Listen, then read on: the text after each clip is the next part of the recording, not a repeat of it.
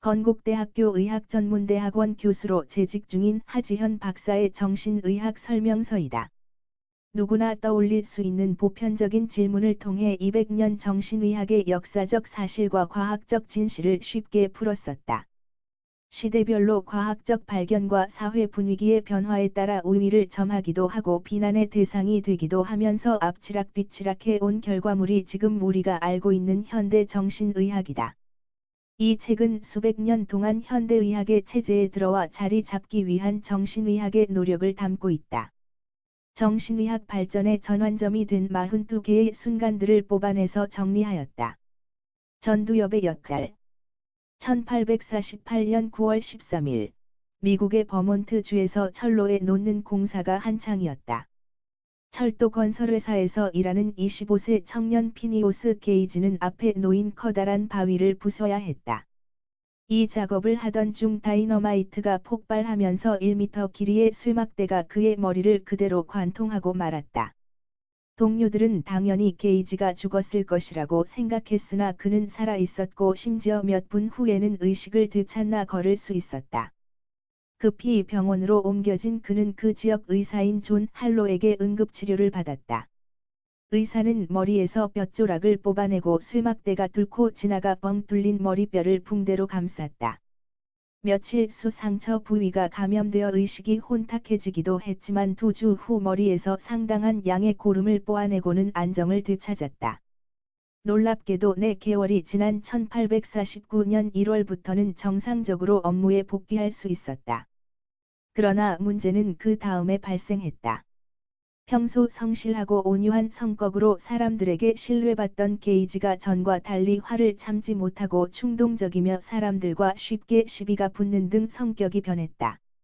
무엇이 그의 성격을 바꾸었을까? 성격은 도대체 어떻게 형성되는 것일까? 게이지의 사례는 전두엽의 손상이 한 사람의 성격을 바꿀 수 있다는 사실을 알려주었다. 게이지의 사례는 많은 의사와 학자들이 뇌의 기능에 대해 의문을 던지게 만들었다. 마음의 문제로만 여기던 성격이 두뇌의 생물학적 기반을 두고 있음을 드러낸 사건이라는 점에서 역사적 의미를 갖는 사건이다. 무의식을 평가할 수 있을까? 인간의 정신 상태를 객관적으로 평가하는 도구를 만드는 것은 기계가 발달해도 쉬운 일이 아니다. 그러나 많은 학자들이 심리 평가를 위한 방법을 개발하기 위해 노력했다. 그 중 한 명이 로르샤흐였다. 그는 1914년에 정신병원에서 근무를 시작하면서 잉크 얼룩을 이용한 검사 도구를 만들어 본격적으로 환자나 일반인을 대상으로 시험을 한다. 이 검사는 데칼코마니 기법으로 좌우대칭된 이미지가 그려진 10장의 카드로 시행한다. 무채색 카드 5장, 채색 카드 5장으로 모든 카드의 이미지는 구체적인 이미지가 아니라 사람마다 자기만의 방식으로 연상하고 반응한다. 100여 년 전 로르샤흐, 루리아, 비네와 같은 학자들이 처음 개발한 심리평가 도구들은 이제 수백 가지로 늘어나서 정신질환의 평가뿐 아니라 일상적 사회생활에 적합한 사람을 평가하는 것까지 영역이 확대되고 있다. 정신분석학을 확장시킨 아들러와 융, 오스트리아 빈의 유대인 정신과 개원이었던 지그문트 프로이트는 1895년 히스테리 연구를 발표하고 1900년 구미 해석을 세상에 내놓은 이후 일약 유명 인사로 떠올랐다. 프로이트는 매주 수요일 저녁에 정신분석 사례를 토론하거나 문학 작품을 정신분석학적으로 해석하는 모임인 수요회를 결성했다. 어느덧 정신분석은 유럽 전역으로 점점 퍼져나가며 중요한 학문이자 치료법으로 알려지기 시작했고 점점 더 많은 사람들이 정신분석학의 지지자나 제자가 되었다.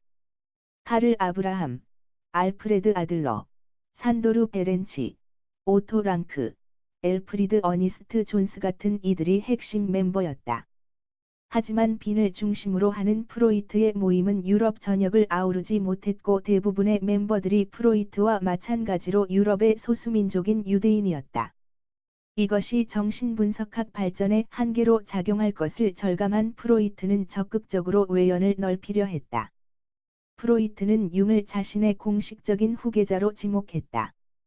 1911년 국제정신분석학회가 창립되면서 융이 회장으로 선임된 것이 아들러를 자극했다.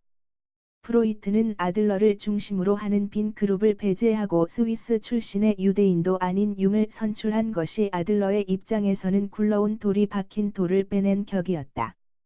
1911년 2월에 아들러는 공식적으로 프로이트와 결별하고 지지자들과 함께 개인 심리학이라는 그들만의 영역을 만들었다. 아들러는 무의식 결정론을 넘어서 인간의 심리에는 현재와 의식적 힘도 중요하고 사회적 환경도 많은 영향을 준다고 생각했다. 타고난 기질만이 그 사람의 정신세계를 결정하지 않으며 개인의 행동에 따라 충분히 변화할 가능성이 있다고 봤다. 개인을 이해하기 위해서는 총체적으로 접근해야 하며 개인이 사회에서 추구하는 목표를 달성하기 위해 노력한다는 측면에서 개인 심리학이라 명명했다. 융도 정신분석 이론에서 자신만의 생각을 넓혀가며 프로이트와 부딪히게 된다. 융은 자신의 이론을 분석심리학이라고 명명하고 강연에서 자신의 이론을 강의하게 된다. 그리고 1914년에 프로이트와 융은 공식적으로 결별하고 각자의 길을 간다. 이후 수많은 후학들이 프로이트의 이론만을 목표로 삼지 않고 시대의 변화와 환자의 요구에 맞춰 이론을 확대하고 수정 발전시키게 된다. 아들러의 이론은 이후 빅터 프랭클, 에런 벳, 에이브러험 메슬로와 같은 정신분석가나 인지심리학자뿐 아니라 루돌프 드라이커스나 스티븐 코비와 같은 자기계발 전문가들의 이론에 큰 영향을 주었다. 이 밖에 다양한 정신의학 관련 질문에 대한 흥미진진한 사건과 저자의 서술이 어우러진 이 책은 정신의학에 관심이 있는 일반인들에게 많은 정보를 제공해준다.